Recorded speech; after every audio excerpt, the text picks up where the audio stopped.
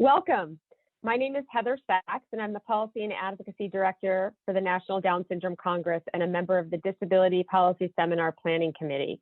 It is my pleasure to moderate this panel on the Achieving a Better Life Experience ABLE program, which allows people with disabilities to save money without jeopardizing their public benefits. First, we're going to hear all about ABLE accounts and how they work. Then we will hear from an actual ABLE account holder, and we will hear perspectives from Capitol Hill, and then talk about some action items that you can take of what to do next.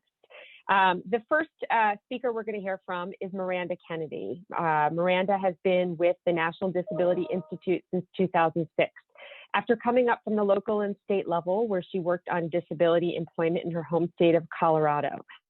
At the national level, Miranda played a lead role with the U.S. Department of Labor's Disability Employment Initiative, increasing integrated competitive employment outcomes for people with disabilities. In 2018, she came on board as the director of NDI's ABLE National Resource Center, where she and her team of ABLE experts work with the country's most influential national disability organizations to build awareness around how ABLE accounts can help meet the needs of millions of individuals with disabilities and their families.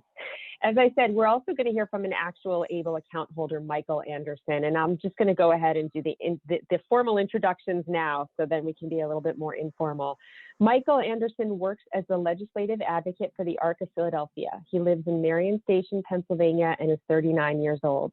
Michael has cerebral palsy, and he had the honor of being the second ABLE account holder in the Pennsylvania ABLE program, and he is here to share his experience with us.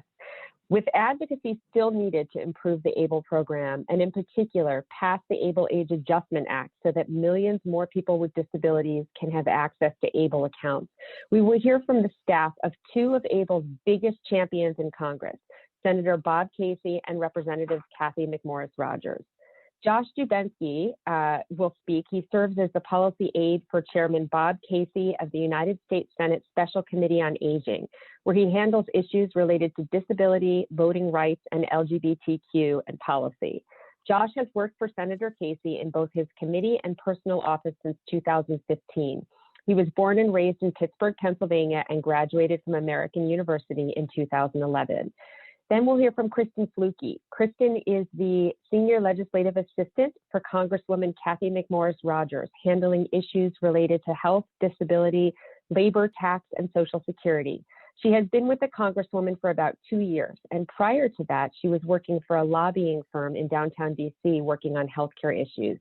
She is a graduate of Catholic University and hails from the great state of New Jersey. Now, without further delay, I'm going to turn it over to Miranda Kennedy from the ABLE National Resource Center, who's going to discuss the basics of ABLE. Thank you. Great. Thank you so much, Heather. It's great to be here with you all today. And I want to tell you a little bit about the ABLE National Resource Center. To start us off, in 2015, National Disability Institute created the ABLE National Resource Center in collaboration with over 20 national disability organizations to increase awareness, understanding, and the utilization of ABLE accounts across the country.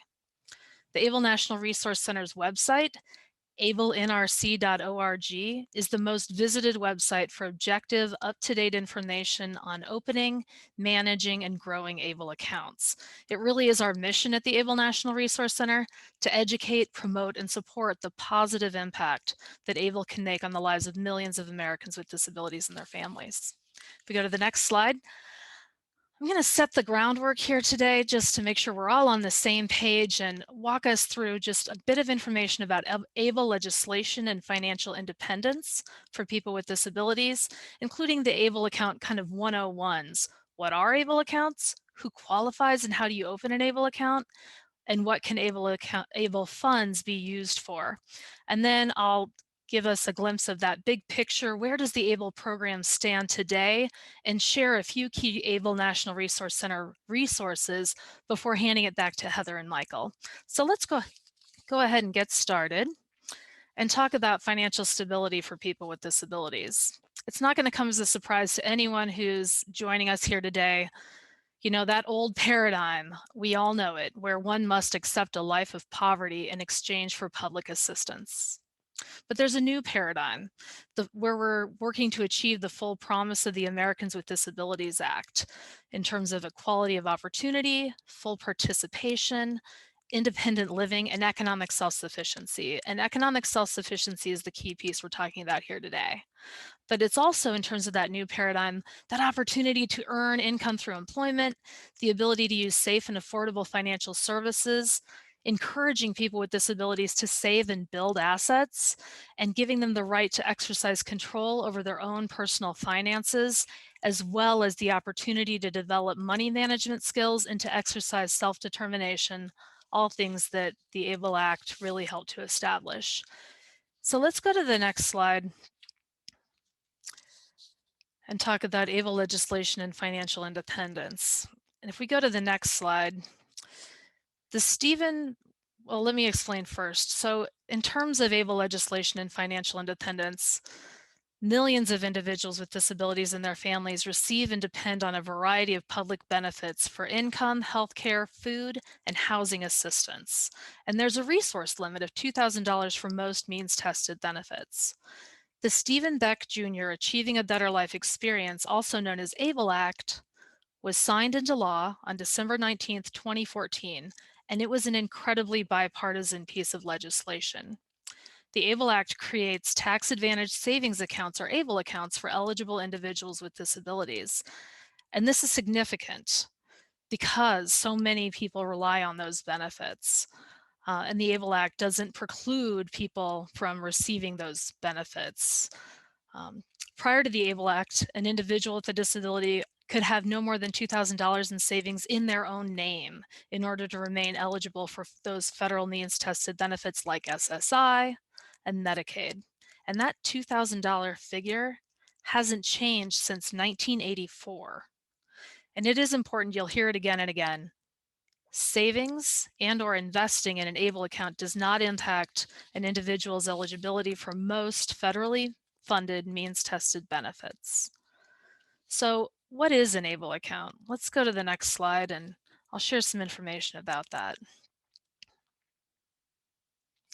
As it stands now, the ABLE Act allows states to create an ABLE account for people with a disability that began before age 26 to save and invest money in a tax-exempt account. Up to $15,000 per year can be contributed into that account by third parties, the individual themselves, and employers. Special needs trusts can contribute into an ABLE account, as well as pooled trusts, and these do not count as income against means-tested benefits. A 529 college savings plan can be rolled over into an ABLE account, and funds can be placed in the ABLE account in a safe FDIC insured option, or invested, or both. The other thing to know is that a working individual who has not had contributions made into an employer-sponsored retirement account can also contribute additional funds from any income. And that's up to $12,760 for continental US residents. For residents of Hawaii, it is $14,680. For Alaska residents, that's $15,950. And again, the funds in the ABLE account, you can maintain eligibility for federally funded public benefits, and they do not affect benefits paid into entitlement programs. So if we go to the next slide, let's talk a little bit more about who is eligible for an ABLE account.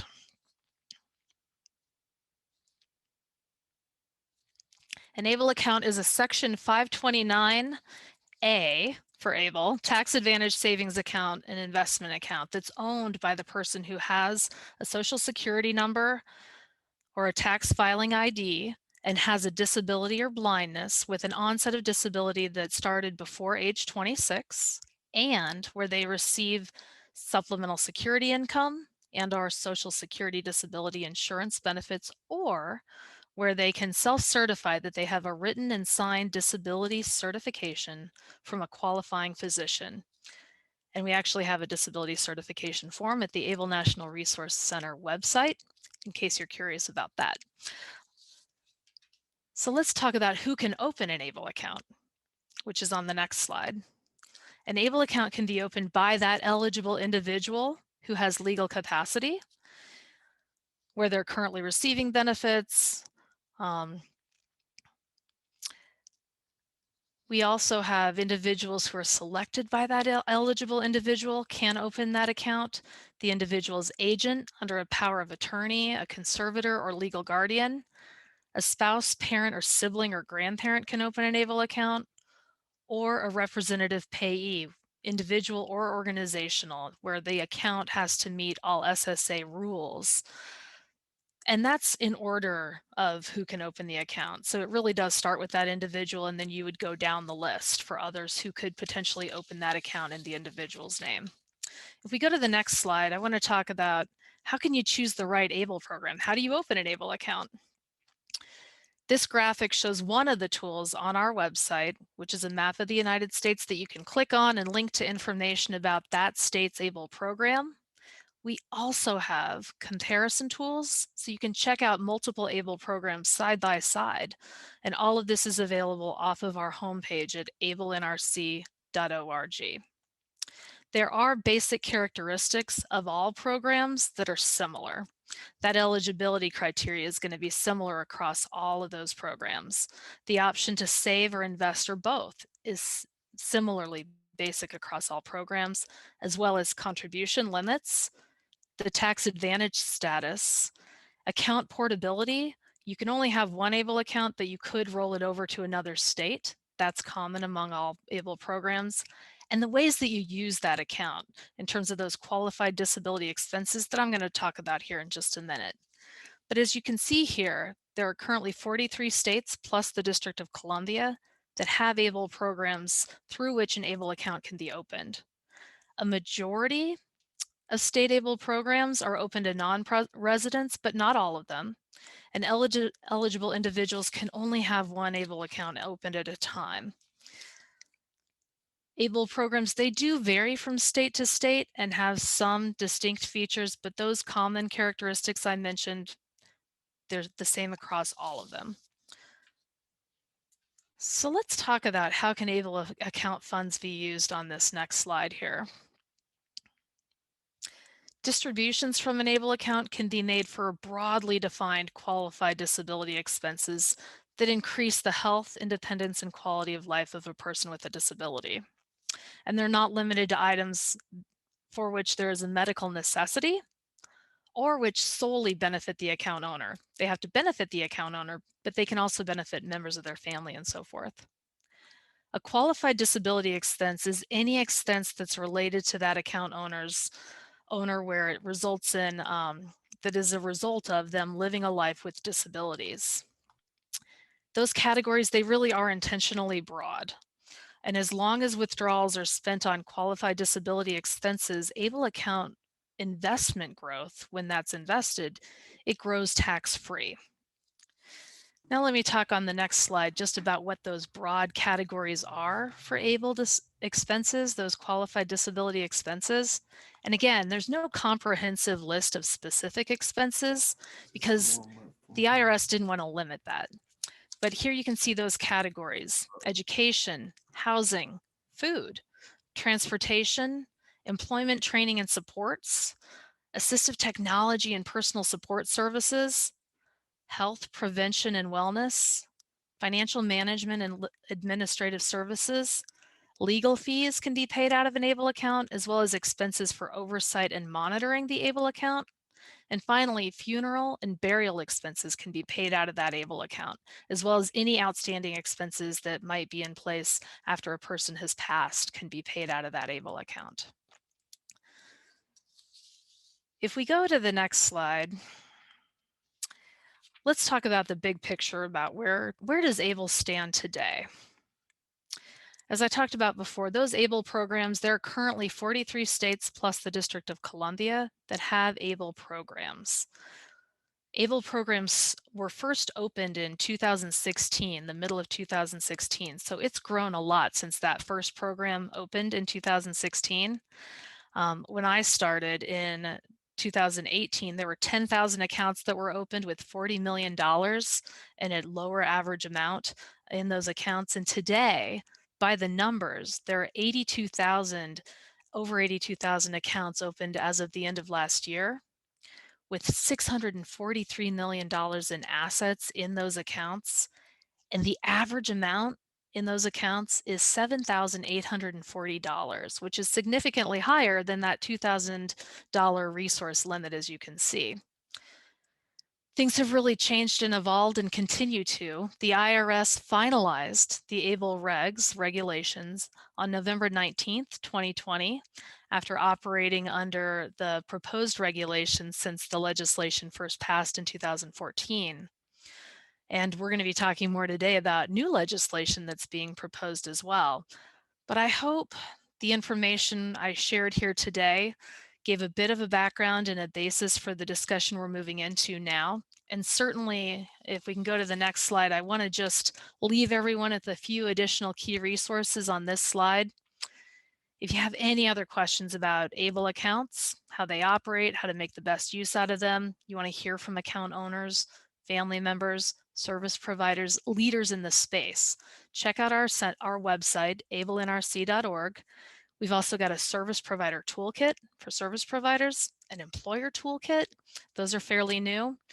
We have lots of additional information, including ABLE accounts, special needs trusts, and pooled trust comparison chart. And you can also help us spread the word on ABLE accounts by following us on, if we go to the next slide, on social media. You can check out and sign up for our bi-monthly Achievable newsletter. We have frequently asked questions. We just have a wealth of resources. So I hope this will help folks. I'm going to hand things back over to Heather and Michael so we can hear from an ABLE account owner about his individual experience with this. Heather? Thank you so much, Miranda. That was so informative. And I know that that just kind of scratches the iceberg, and that there is really a wealth of information on the ABLE National Resource Center website. Okay, I just want to make sure that Michael is getting on camera right now. As I said before, we are so lucky to have an actual ABLE account holder with us today to share his story. Here he is. All right. Hi, Michael. So thank you so much for agreeing to share your story. So nice to be on this panel. It's a pleasure. So nice. Yeah, we're so glad to have you, and it just really it's really impactful when we have, you know, people that actually own ABLE accounts to come on and talk about you know, what they're saving money for and how it's impacted them their lives. So I wanted to just start off by asking you, how did you save money before you had an ABLE account? Before I save money, before I open my ABLE account, I had to be extremely careful, because like the other presenter said before, I could only have under $2,000 in my name, so I really couldn't save money without affecting my assets and my money for my attendant care and my waiver services and all those type of stuff. So the ABLE account has been the godsend, so I can save money and not have to worry about losing my benefits.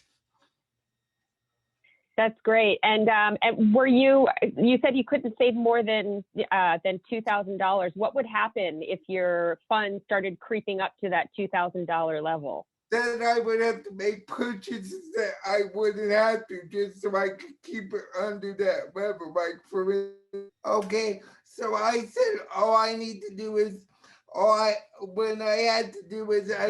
had to buy stuff that I didn't necessarily need, like socks and things, just so I could keep it under $2,000, so it wouldn't jeopardize my benefits. Yeah. Now tell me about your experience opening an ABLE account.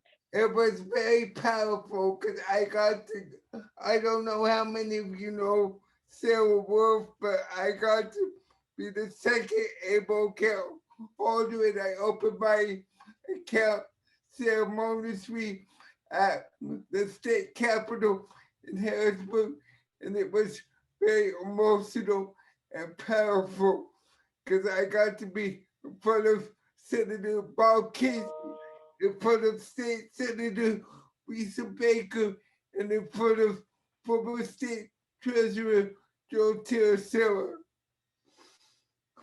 It was Wow, that great. must have been an amazing experience. Yeah, that was Uh, that was one of the proudest days of my life. I never thought I would be the second able count holder in the whole state of Pennsylvania. well, you deserve it. You did a lot of advocacy to get that bill passed in the first Yeah. place. Yeah, So how was the experience, the whole process of opening an ABLE account? Was it complicated or was it easy? no, it was so easy. All I had to do was go online and open it up. So when I did it at Harrisburg, it was basically ceremonial. I think all I had to do was go on the website and open it up with my parents. And I think the limit is the cost that you have to put in at first. I think is $25 if I'm not mistaken. But it was so easy. All you had to do was call or go on the website. That's great. That's great. Yeah, and I have heard that it's a very low initial deposit limit. Yeah, like $25. Yeah. Yeah, yeah. So tell us, what are you using your ABLE funds for? I'm using my able funds to save for like when I'm going on vacations or when I have to do odd jobs when attendants actually bang my power chair into walls. I need to pay for painters, or I also need to buy machines to help relax my body. Yeah. That's good. What were your first big purchases when you could finally save more than $2,000? What did you save up for? My cell phone, my printer, and like I said, the painter for my job. Wow, that's great. That's Painter, great. How the painter, how does it work? How do you? I'm sorry. Go on. the painter, so I could do a touch-up job for when my tenant banged my wheelchair into the wall by accident. Oh, so to do some home repairs. Yes. Ah, that's great. That's helpful. How does it work? How do you put your money into your ABLE account? How does that work? I do it through friends, family, or myself. I can just, whenever I have more than $2,000, or whenever I want to put able funds in my able account, I just transfer money into my able account. It's so easy. That sounds great. And how does it feel to finally be able to save more than $2,000 to be able to have an ABLE account? Very invigorating and very powerful. So now I can dream about going on vacation, buying sports tickets, or do whatever I want without having to worry so much about the $2,000 limit. That's great. That's great.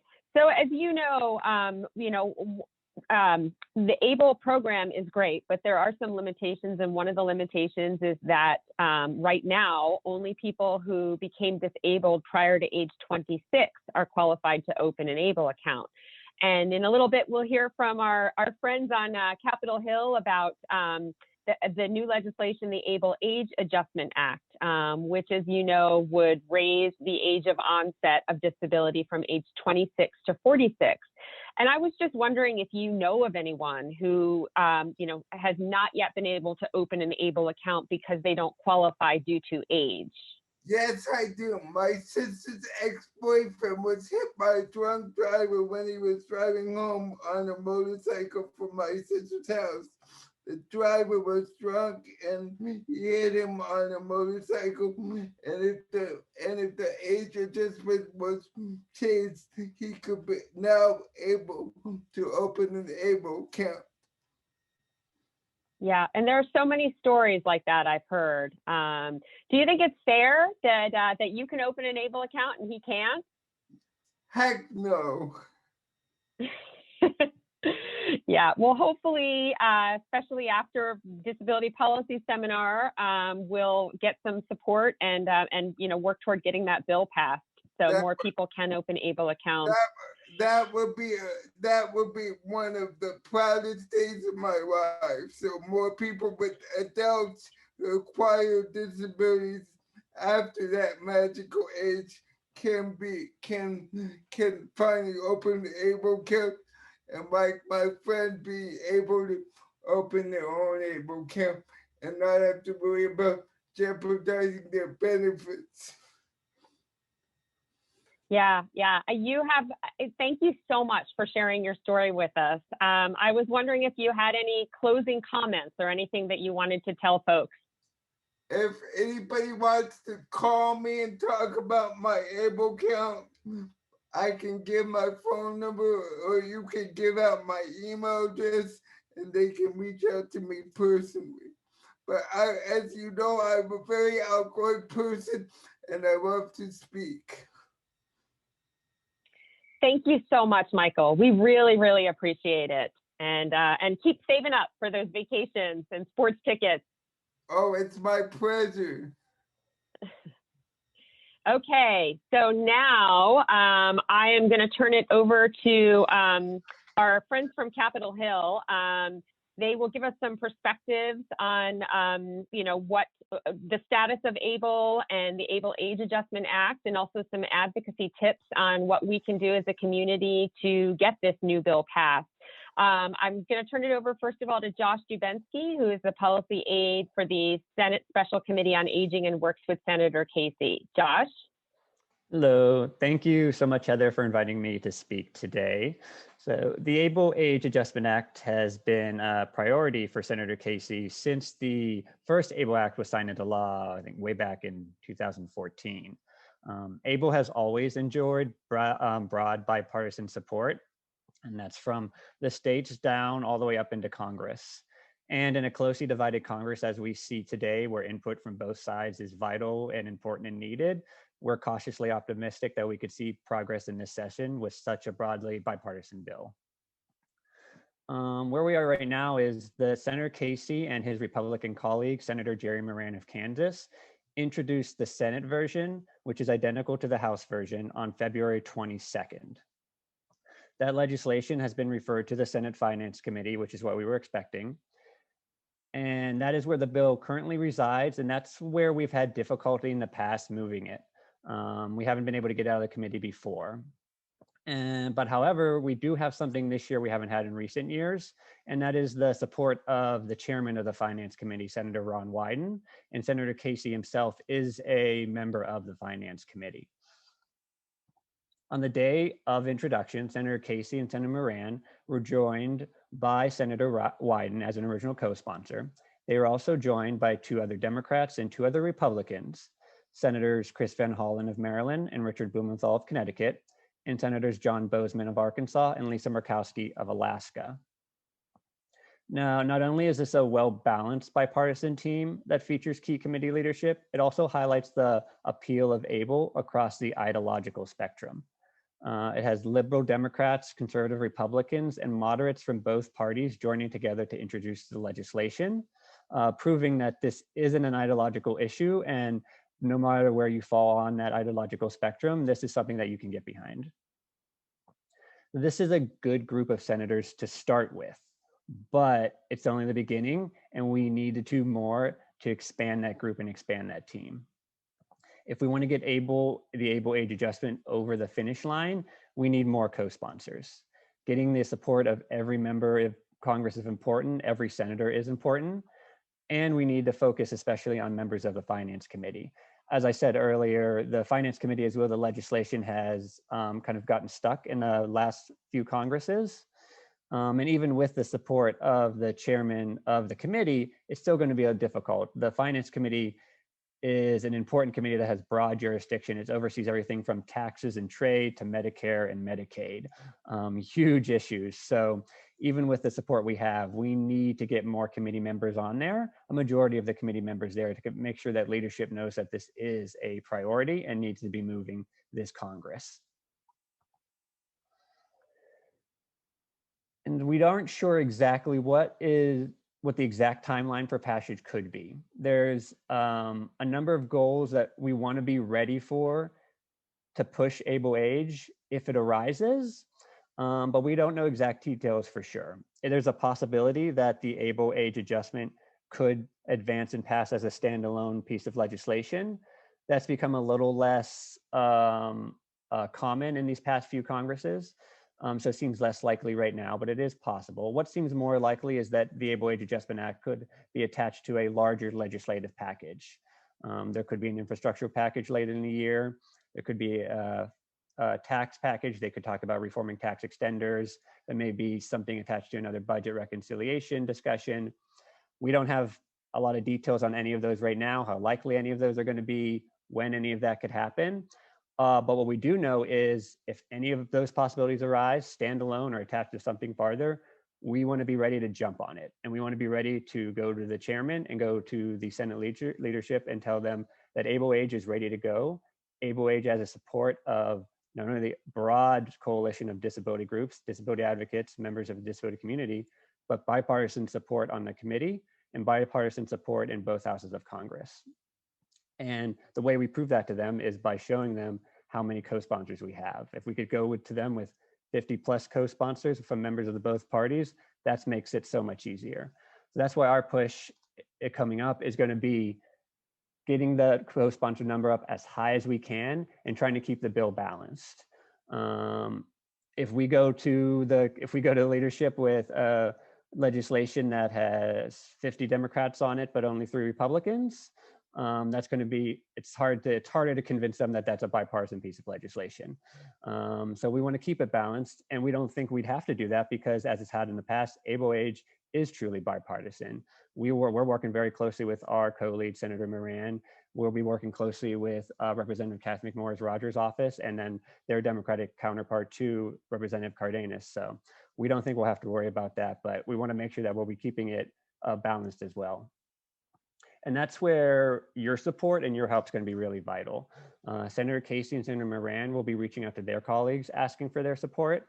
But sometimes it's going to take a strong push from constituents to convince members to co-sponsor the legislation. They'll need to know that this bill is going to benefit their state and their constituents. And members, they may not understand what the legislation is. They may not have heard of it before. They may not understand its need. And I used to work as the correspondence manager for Senator Casey. In that role, we could see anywhere from 3,000 to 80,000 pieces of mail in 1 week. And you can add that on top of phone calls and in-person meetings. And we can understand when you hear those numbers, it's kind of hard to think about how do you make sure that when you're reaching out to your members that your message is breaking through, that when you're reaching out to and talking to staff, that you're making sure that you're reaching the member as well. And there's some key things to remember when you're doing that. To make sure you have a clear ask when you're doing that. And for Able Age, it's very simple. Ask them to co-sponsor the Able Age Adjustment Act. If they're on the committee, make sure you ask them to co-sponsor and support it in pushing it through the committee. And if you have a personal story, share that personal story. On the Hill, we get a lot of data and numbers. It's easy for us to get that, but it's harder for us to understand the human side. Share a story about how, if you have an ABLE account, how that's changed your life. And if you don't, but Able Age would allow you to, how it would change your life. If you've had to turn down jobs, if having an ABLE account would allow you to create savings for the real savings for the first time, make sure that's included. Add a human side to the story. So make sure Able Age isn't just numbers on the computer, but there's a human face to it. Emphasize the broad bipartisan support. The Able Age Adjustment Act originally passed within the Senate, I think well over 70 co-sponsors from both sides of the aisle, and we'll continue to reach that number. It has broad bipartisan support in the states among state treasurers who actually run the program. And again, from very conservative state treasurers to very liberal state treasurers. And that is showed again among the co-sponsors in the Senate. And also you can emphasize the broad bipartisan support among the disability community. And we also have strong supports among veterans communities as well. These are all important things to emphasize when reaching out to your members. And it's really going to be support from advocates such as yourselves, helping us reach out to other members of Congress that will help us bring those co-sponsor numbers up.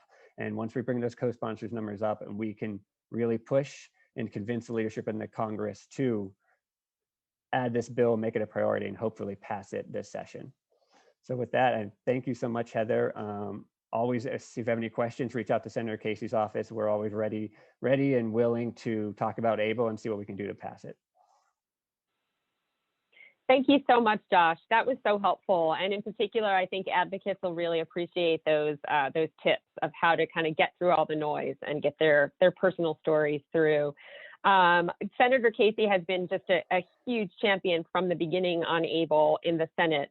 And on the House side, Representative Cathy McMorris Rodgers has really been out in front, leading the effort to get the ABLE Act passed, and now the ABLE Age Adjustment Act. And so with that, I'm going to turn it over to her legislative aide, Kristen Fluke, to give us a lay of the land on the House side, and tell us how we can work to get this bill passed this session.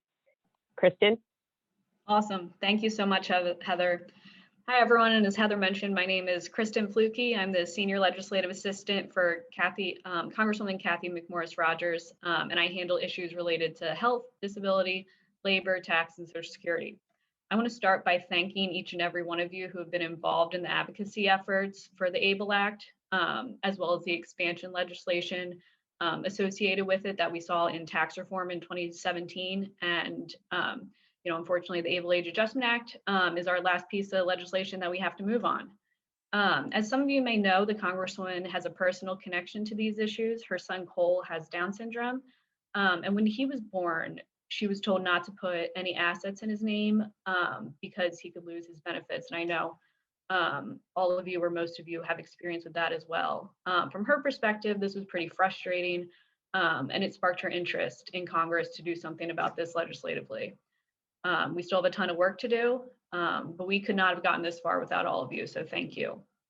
The primary goal of the ABLE Age Adjustment Act is to build on the incredible progress that we've made to empower people with disabilities to live a fuller and more independent life. This legislation, as it has been mentioned already, will raise the eligibility threshold to open an ABLE account from 26 to 46 years old.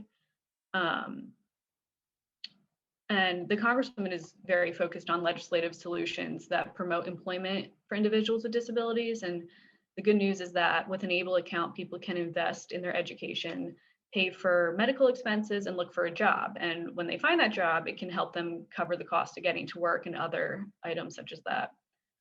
She is encouraged that the ABLE Age Adjustment Act puts our focus on every person's abilities and God-given talents and does not limit them. So in terms of strategy, I wholeheartedly agree with everything that Josh mentioned just before me. And so my boss introduced the House iteration of the ABLE Age Adjustment Act alongside Representatives Cardenas and Chu, also on February 22nd, 2021. And we are very thankful to Senator Casey and his bipartisan group of colleagues for introducing the Senate version of the bill. The House bill was referred to the House Ways and Means Committee, and it currently has 5 bipartisan co-sponsors.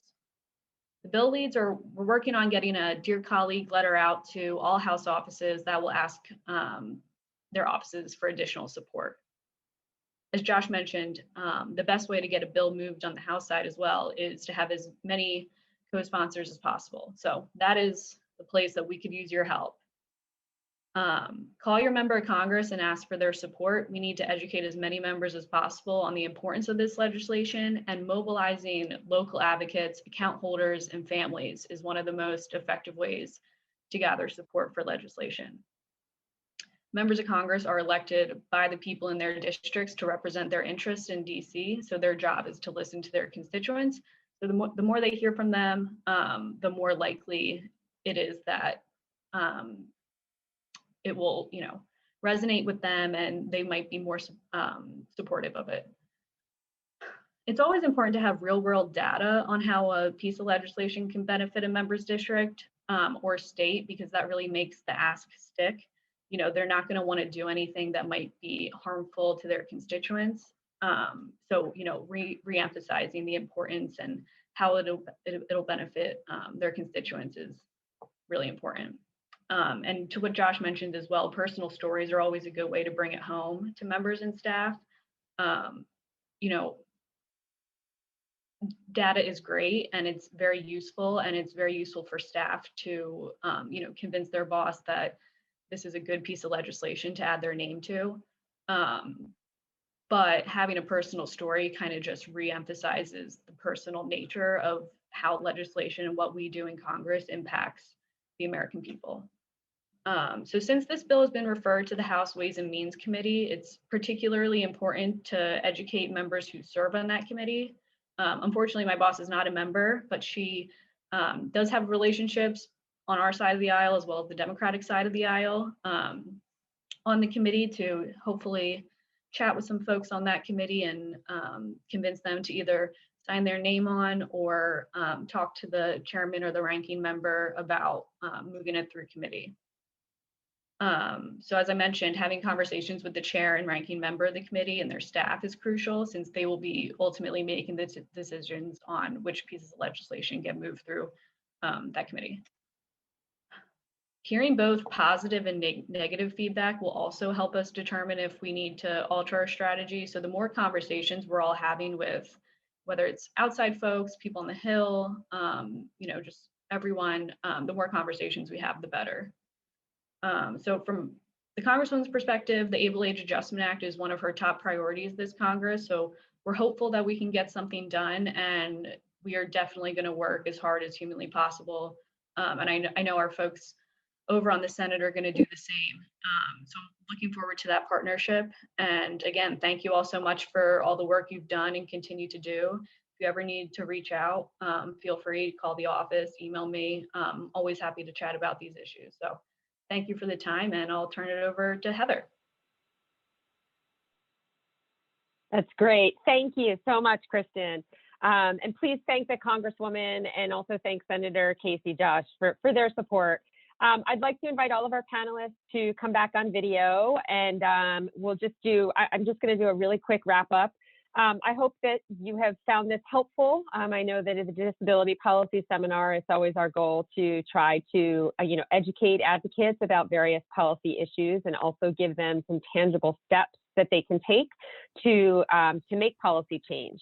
And so we know that many of you are going to be participating in our virtual Hill Day coming up. Or even if you don't participate in Virtual Hill Day, you are welcome to reach out to your member of Congress, both on the House side, your U.S. representative, and also both of your senators, to ask them, please, to co-sponsor the Able Age Adjustment Act. With the Disability Policy Seminar materials, you will find a fact sheet about this and also plain language talking points available to help you have those conversations with those offices. We also encourage you to just get more information about ABLE accounts in general. See if you're eligible for an account. If you are, decide which ABLE program is right for you. Spread the word about ABLE to your colleagues. We're finding that many people still don't know about ABLE, and they don't know about the life-changing benefits that ABLE accounts can offer in terms of allowing you to keep your public benefits. And again, we appreciate Miranda talking about ABLE. The ABLE National Resource Center is completely not affiliated with any one particular ABLE account. It is just an information clearinghouse that is designed to distill the information and help the disability community and the general public figure out the nuts and bolts of ABLE accounts and help them decide if an ABLE account is right for them and which program would be right. So thank you so much for attending. Again, I really appreciate all of the panelists taking the time to speak. Michael, I just want to give you a particular shout out for sharing your personal story. I think that we can all say that was really the most impactful part of this panel. Just hearing how one piece of legislation has impacted your life so much in being able to save more than $2,000 worth of assets. Oh, thank you. And I would be willing to participate on any other panel. Just call me and ask. I'm very willing to. And it's really a shame that I can't see everybody in person because I would like to meet all of you in person. It's really a shame that I can't do it, but because of COVID, we can't all be together. So thank you, everybody. Well, so hopefully next year, Disability Policy Seminar will be back in person. But this year we are, making the best we can out of the pandemic situation and offering this content virtually. So I just want to, reiterate the thank you to everyone, and we appreciate it. And to the advocates out there, please use our materials about the Able Age Adjustment Act and ask your members of Congress to get on board with this bill. Let's get it done this session and get it passed. It'll allow 6 million additional people with disabilities to open Able accounts. Thank you, everyone. Bye-bye.